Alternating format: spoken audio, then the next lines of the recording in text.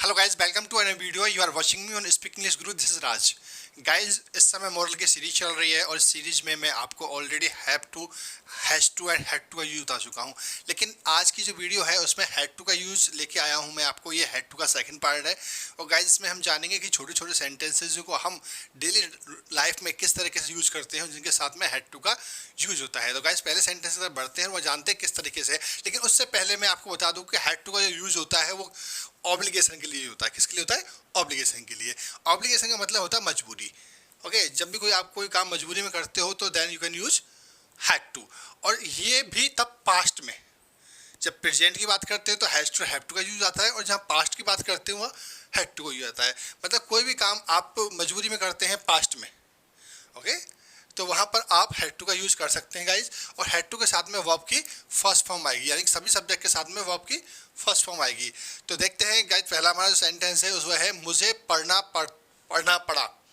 मुझे पढ़ना पड़ा, मैं पढ़ना नहीं चाहता था बट मुझे पढ़ना पड़ा। तो I had to study. I had to study. मुझे लिखना पड़ा, आई हैड टू राइट। मुझे की आई आ गया यहाँ पर, और लिखने की होती है राइट, और हैड टू हमने यहाँ से उठा लिया। तो I had to write, I had to study, I had to read. मुझे पढ़ना पड़ा तो आई हैड टू स्टडी। मुझे न्यूज़पेपर पढ़ना पड़ा तो I had to read newspaper. मुझे जाना पड़ा, I had to go. I had to go. उसे रुकना पड़ा, he had to stay. Guys, मैं बता दूं आपको कि जब मॉडल वर्ब होती हैं उनके साथ में ना किसी भी तरीके से सिंगुलर प्लूरल का कोई रोल नहीं रहता। मैक्सिमम केसों में वहाँ केवल आप हैड टू या हैव टू या ऑट टू मे माइट कुछ भी आप जो यूज कर रहे हैं वो आप लगाइए किसी भी सब्जेक्ट के साथ में, और अपना सेंटेंस इसी तरीके से बन जाएगा। तो गाइज, यहाँ पर ही के साथ हैड टू आएगा, आई के साथ हैड टू आएगा, यू के साथ हैड टू आएगा, दे के साथ हैड टू आएगा। तो यहाँ पर इतना नहीं सोचना है कि क्या आएगा यहाँ पर सिंगुलर की वजह से। ठीक है, तो उसे रुकना पड़ा तो he had to stay. He had to stay. उसे ठहरना पड़ा, तब भी मतलब स्टे का मतलब ये होता है, और रुकने का स्टॉप भी होता है। ठीक है, आप यहाँ पर स्टॉप भी बोल सकते हैं। आपको वहाँ रहना पड़ा तो you had to live there. You had to live there. आपको वहाँ रहना पड़ा या तुम्हें वहाँ रहना पड़ा। उसे कहना पड़ा, ही हैड टू से। उसे का मतलब कहना होता है, ही हैड टू से। उसे खेलना पड़ा, उन्हें खेलना पड़ा, दे हैड टू प्ले। उन्हें क्रिकेट खेलना पड़ा, they had to play cricket. उन्हें वॉलीबॉल खेलनी पड़ी, they had to play volleyball. Sachin को खेलना पड़ा, Sachin had to play. Sachin को क्रिकेट खेलना पड़ा, सचिन हैड टू प्ले क्रिकेट। सचिन को ग्राउंड में क्रिकेट खेलना पड़ा, Sachin had to play cricket in ground. आप ऐसे बना सकते हैं। नेक्स्ट है मुझे खाना बनाना पड़ा, I had to cook the food. मुझे खाना तैयार करना पड़ा, I had to prepare the food. मुझे खाना खाना पड़ा, I had to eat the food. आप ऐसे बना सकते हैं। मुझे नौकरी करनी पड़ी, I had to do job. I had to do job. मुझे नौकरी करनी पड़ी। मुझे वहाँ से छोड़ना पड़ा, छोड़ने की होती है लीव, तो I had to leave from there. I had to leave from there. मुझे वहाँ से छोड़ना पड़ा। मुझे ये करना पड़ा, I had to do this. I had to do this. मुझे ये करना पड़ा। ठीक है, इस यहाँ तक हमारा कंप्लीट हो चुका है। ये छोटे छोटे कुछ सेंटेंस थे, जैसे कि यहाँ पर देखा 1 2 3 4 5 6 7 8 9 10 11 12 सेंटेंसेस करीब थे। ये वाले सेंटेंसेस जो थे वो 12 के आसपास थे। तो ये छोटे छोटे सेंटेंस थे जो हम मैक्सिमम डेली रूटीन में या डेली लाइफ में यूज़ करते हैं। कैसे थोड़ा सा सेंटेंस को बड़ा करते हैं, यानी कि इन सेंटेंसेस की कंपेरिजन या सेंटेंस थोड़ा सा बड़ा करते हैं। लेकिन वो सेंटेंसेस जो हम बोलते हैं लाइफ में अपने में बोलते हैं, जैसे कि उसे रोजाना खाना बनाना पड़ता था। उसे रोजाना खाना बनाना पड़ता था। देखो, मैंने बताया था आपको कि खाना कोई काम करना पड़ा या पड़ता था, दोनों कंडीशन में हैड टू का यूज होगा। तो उसे रोजाना खाना बनाना पड़ता था, तो she had to cook the food every day. She had to cook the food every day. उसे रोजाना खाना बनाना पड़ता था। मुझे हर दूसरे महीने मुंबई जाना पड़ता था। मेरा कोई बिजनेस है वहाँ पर, और मुझे हर महीने बिजनेस था मेरा, और वहाँ पर मुझे हर दूसरे महीने यानी एक महीने छोड़ करके दूसरे महीने मुझे जाना पड़ता था। तो I had to go to Mumbai. I had to go to Mumbai every other month. Every other month का मतलब हर दूसरे महीने। ठीक है, एवरी सेकेंड मंथ भी कह सकते हो इसको, एवरी सेकेंड मंथ, हर दूसरे महीने। ठीक है, उससे रोजाना ये सब सहन करना पड़ता था, उससे रोजाना ये सब सहन करना पड़ता था। सहन करने की होती है, बियर होती है, इंड्योर भी होती है, टॉलरेट भी होती है, तो हमने यहाँ पर लगाया इंड्योर। तो he had to endure all this, he had to endure all this every day, उससे रोजाना ये सब सहन करना पड़ता था। मुझे 3 साल पहले ये नौकरी करनी पड़ती थी, अभी नहीं करता हूँ लेकिन 3 साल पहले ये मुझे नौकरी करनी पड़ती थी, तो इसको बोलेंगे I had to do this job, I had to do this job 2 years ago, 2 साल पहले। या फिर ऐसे भी कर सकते हो कि बिफोर 2 year, बिफोर 2 year या फिर 2 year ago, I had to do this job 2 year ago। Next, कल उसे स्कूल जाना नहीं पड़ा। अब यहाँ तक तो हो गए आपके सिंपल सेंटेंसेस। अब हम नेगेटिव इंट्रोगेटिव सेंटेंस कुछ दे देते।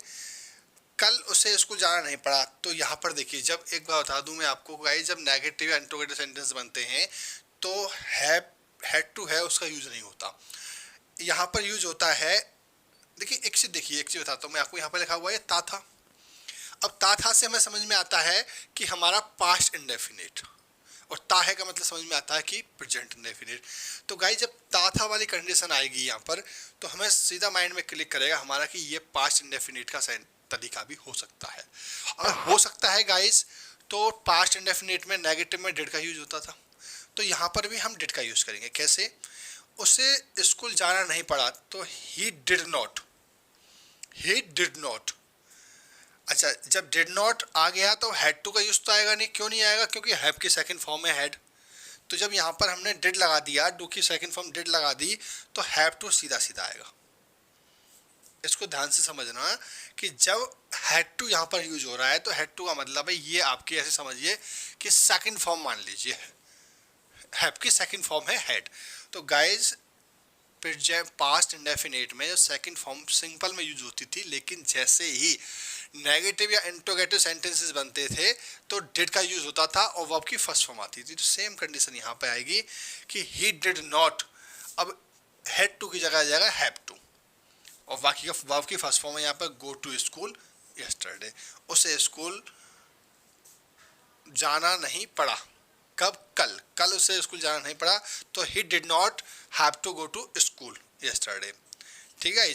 अच्छा, अब लेते हैं इंट्रोगेटिव। जैसे क्या उसे यहाँ नौकरी करनी पड़ी थी, क्या उसे यहाँ नौकरी करनी पड़ी थी, तो डिड क्या पहले आया, इसका मतलब इंट्रोगेटिव में डिड आ गया। डिड सी हैव टू, बताया था ना मैं, डिड के साथ में हैव टू का यूज होगा, नॉट हैड टू का, लेकिन सेंटेंसेस यही होगा और यही स्ट्रक्चर होगा। बस नेगेटिव और इंट्रोगेटिव के समय हमें डिड का यूज करना है और उसके बाद में हैव टू यूज होगा। तो did she have to do the job here, do the job here, क्या उसे यहाँ नौकरी करनी पड़ी थी।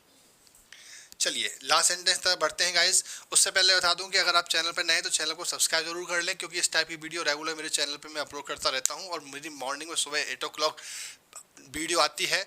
और इस समय हमारे चल रहा है ये मॉडल चल रहा है, मॉडल के कई वीडियो मैं अपलोड कर चुका हूँ ऑलरेडी, और गाइस टेंस की भी इंपॉर्टेंट, वोकैब की भी इंपॉर्टेंट, सेंटेंसेस की। तो अगर आपने चैनल पे जाकर के नहीं देखा है तो चैनल पर प्लेलिस्ट बनी हुई है गाइस, वहाँ पर देख लीजिए। और इंपॉर्टेंट वीडियो और टेलीग्राम चैनल के लिए डिस्क्रिप्शन में लिंक है, वहाँ जाकर के भी चेक कर सकते हैं। तो गाइस इसी प्रकार से अपना प्यार बनाए रखिए और अपनी इंग्लिश को इम्प्रूव करते रहिए मेरे साथ। तो गाइस लास्ट सेंटेंस तरफ बढ़ते हैं। लास्ट सेंटेंस है हमारा, तुम्हें ये सभी कपड़े क्यों धोने पड़ते थे। इसका मतलब ये पूछना चाह रहा है कि तुम्हें पास्ट में तुम्हें ये सभी कपड़े क्यों धोने पड़ते थे। तो why did you have to wash these clothes, wash these all clothes, तुम्हें ये सभी कपड़े क्यों धोने पड़ते थे। यहाँ पर वाई आ गया, why did you have to wash the clothes. अगर गाइज आपकी ये सभी समझ में आ चुका है और ये वाले में ये कन्फ्यूजन है आपको, तो मैं क्लियर कर दूं कि तो हैव टू जो है वो बेस फॉर्म है, और हैव टू बेस फॉर्म है, उसकी सेकंड फॉर्म हैव की हेड होती है। तो गाइज जब हेड आती है तो हेड सिंपल टेंसों में आती है, लेकिन जैसे ही नेगेटिव सेंटेंस बनता है या इंट्रोगेटिव सेंटेंस बनता है तो वहाँ आपका हैव जो है वो बेस फॉर्म ही आएगा।